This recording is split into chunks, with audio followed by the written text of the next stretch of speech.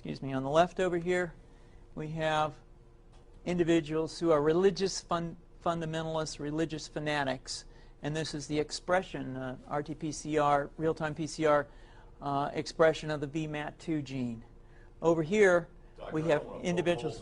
So let me complete. So over here, we have individuals who are not particularly fundamentalists, not particularly religious, and you can see there's a much reduced expression of this particular gene, the VMAT2 gene.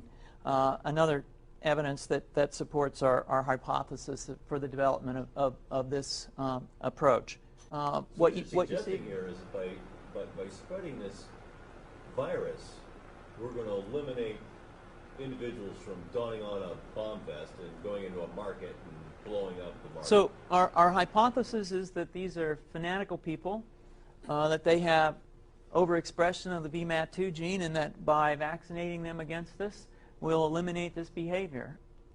So we have some very, very remarkable data in this next slide. Here we have two brain scans. These are fMRIs. These are two different individuals with different levels of expression of VMAT2. On top is an individual who's a religious fanatic, an individual, and we've repeated this numerous times, that has high levels of VMAT2. Now, this individual down here who had low levels of the VMAT2 gene, this individual would self-describe as not particularly religious. In each case, these individuals were read a religious text. This individual lit up the right middle frontal gyrus, shown here, and that's a part of the brain that's associated with theory of mind. It's a part of the brain that has to do with intents and beliefs and desires. In marked contrast, here's an individual who would not particularly self-describe as religious, and when they're read a religious text, what you see is that this part of the brain called the anterior insula lights up. This is a part of the brain that's associated with disgust or displeasure on hearing something. So you're suggesting I take a CT scan with me when I'm evaluating people to determine whether I put a bullet in their head?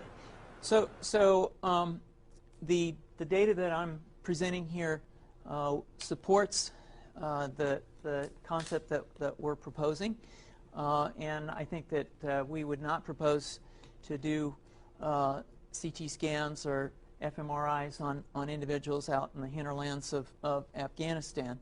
The virus would immunize against this VMAT2 gene, and that would have the effect that you see here, which is it's essentially to turn a fanatic into a normal person.